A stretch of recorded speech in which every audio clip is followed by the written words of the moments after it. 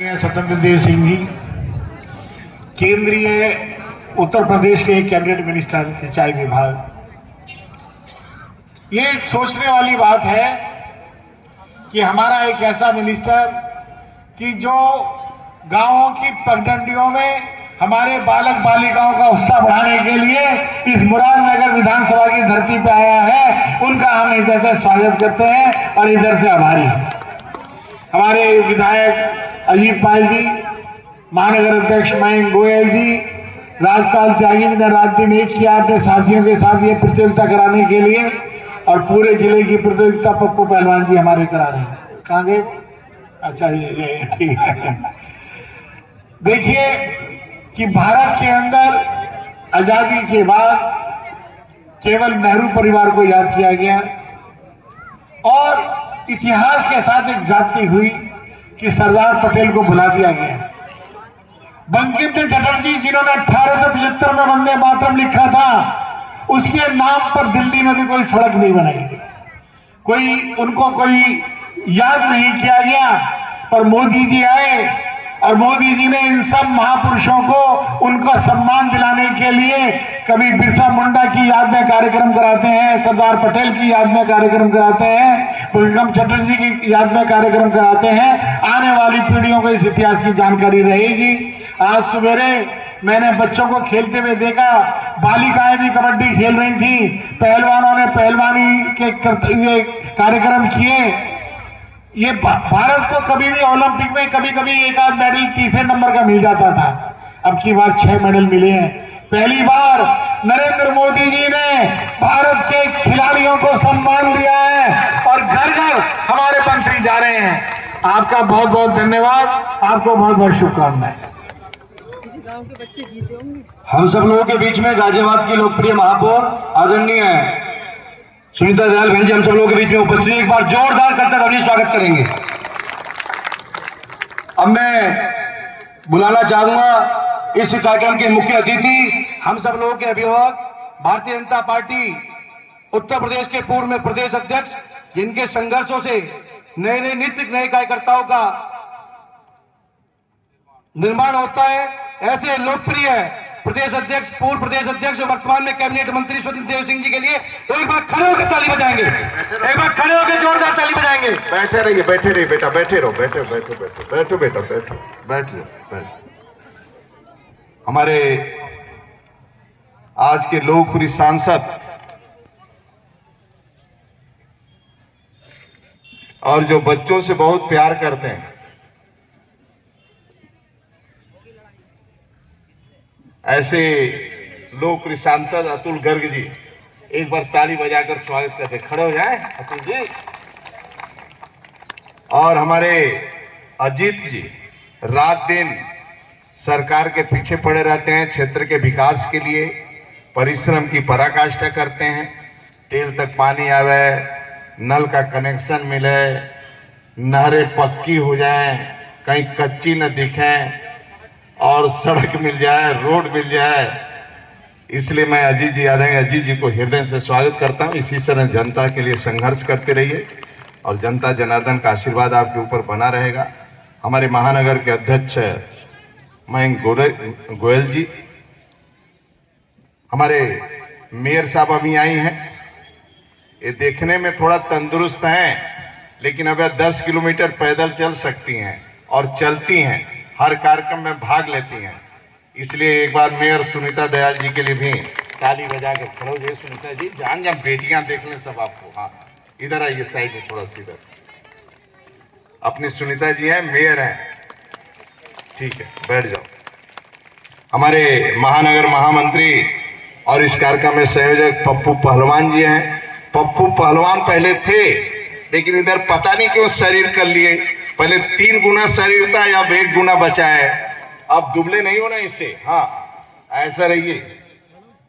हमारे ब्लॉक प्रमुख जी जो यहाँ रात दिन परिश्रम कर रहे हैं, अपने लोकप्रिय हैं ब्लॉक में और रात दिन काम करते रहते हैं, ऐसे राजीव त्यागी जी के लिए भी ताली बजाकर स्वागत कर दीजिए। हमारे पूर्व जिलाध्यक्ष अरविंद भारती जी, हमारे प्रबंधक आदरणीय सुबोध त्यागी जी, यहाँ के प्रधान आदरणीय राजेश्वर जी, राजन चौधरी जी, हमारे सभी सम्मानित मंडल अध्यक्ष विपिन जी, राहुल जी, नीरज जी, गजेंद्र जी, राहुल जी और संजय त्यागी जी, और यहाँ उपस्थित सभी अधिकारीगण जो सुरक्षा में लगे हैं, व्यवस्था देख रहे हैं बहुत देर से, सभी कर्मचारी यहाँ पर लगे होंगे, यहाँ बच्चियाँ, हमारी बेटियाँ और बच्चे सभी बहुत देर से बैठे हुए हैं।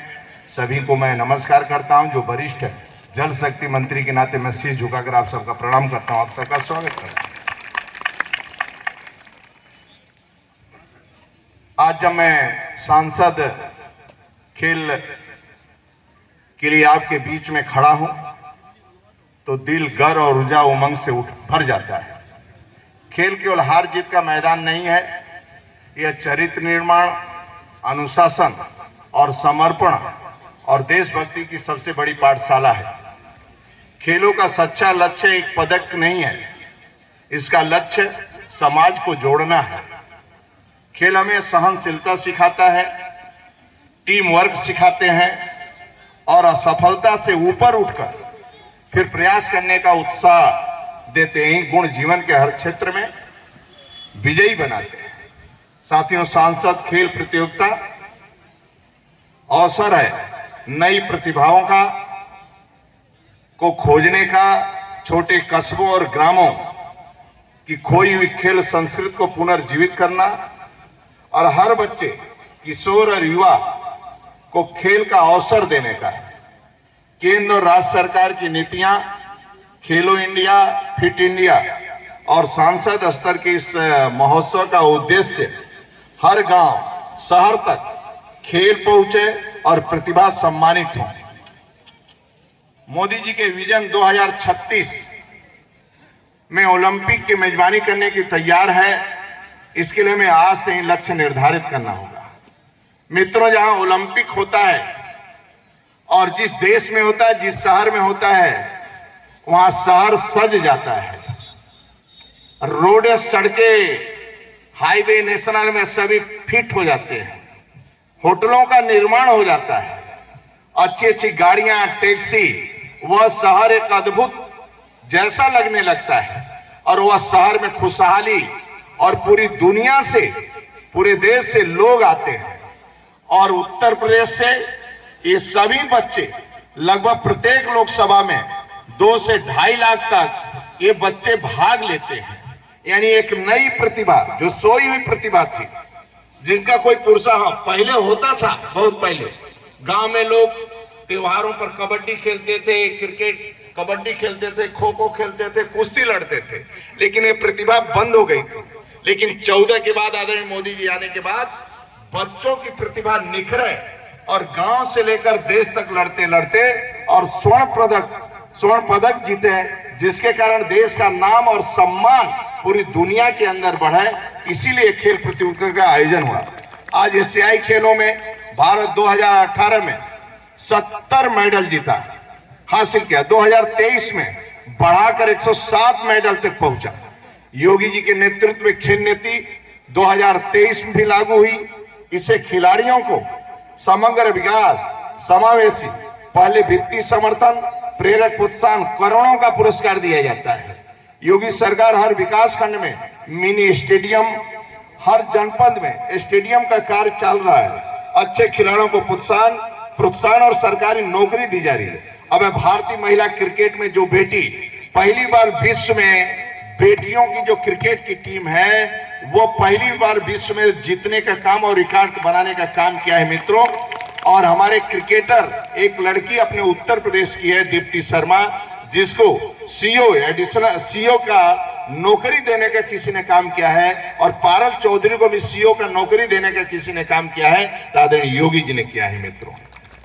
मेरठ में मेजर ध्यानचंद की स्मृति में बना प्रदेश का प्रथम खेल विश्वविद्यालय बन रहा है।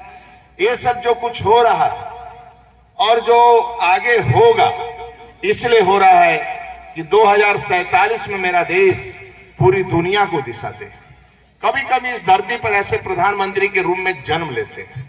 एक चाय बेचने वाला देश का प्रधानमंत्री बनता है। तो मित्रों, ये जो बंकिम चंद्र जी ने जो नारा दिया, या भारत माता की जय बोलते हैं, वंदे मातरम बोलते हैं, ये नारा नहीं है, ये शब्द नहीं है, ये मंत्र है मित्रों। ये मंत्र को लेकर लोगों ने सीने पर गोली खाया है। चंद्रशेखर आजाद, भगत सिंह, सुभाष चंद्र बोस, अशफाक उल्लाह खां, ऐसे सैकड़ों लाखों स्वतंत्रता सेनानी जो गुमनाम में है, कोई इतिहास के पन्ने पर आए, बहुत से लोग आए नहीं, केवल भारत माता जय और वंदे मातरम के लिए अपनी कुर्बानियां दे दिया, शहादत दे दिया। ये कोई नारा नहीं है, ये शब्द नहीं है। इसके कारण आज देश सुरक्षित है मित्रों।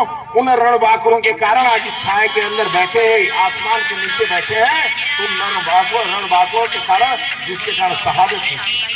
इसी तरह सरदार पटेल की बात कर रहे थे हमारे सांसद जी। सरदार पटेल कोई भी देश के लिए काम करने वाला व्यक्ति मित्रों, कोई भी गुमनाम में नहीं जा सकता, भले सरकार उसका सम्मान न करे। सरदार पटेल का सपना था कि हिंदुस्तान आत्मनिर्भर बने, अपने पैरों पर खड़ा हो। यदि 10 साल और जिंदा रहे होते तो देश कहां से कहां पहुंचा होता, जिसकी हम कल्पना नहीं कर सकते थे। देश के अंदर सरदार पटेल को उस समय अध्यक्ष का चुनाव होना था। 15 संगठनों में से राज्यों के 15 समिति राष्ट्रीय अध्यक्ष का चयन करते हैं। 15 में से 13 समितियों ने सरदार पटेल को चयन किया मित्रों। आज क्या है, लोग अपने बाप को मारकर पूरी सत्ता हासिल कर लेते थे, लेकिन सरदार पटेल उस समय देश का प्रधानमंत्री होते, क्योंकि जो राष्ट्रीय अध्यक्ष कांग्रेस का होता वही राष्ट्रीय अध्यक्ष, वही प्रधानमंत्री बनता। लेकिन उन्होंने कहा महात्मा गांधी से एक बार पूछना चाहिए। महात्मा गांधी से पूछने गए और सरदार पटेल को मना कर दिया महात्मा गांधी, नहीं राष्ट्रीय अध्यक्ष आप नहीं बनेंगे।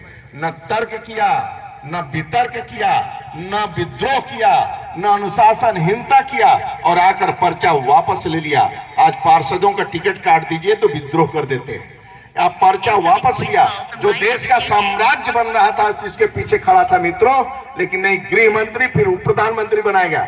और 563 रियासतों में से 563 रियासतों में 549 रियासतें न लाठी, न डंडा, न गाली, न गलौज, और एक सभी रियासतें राष्ट्र के साथ खड़ी हो गई मित्रों।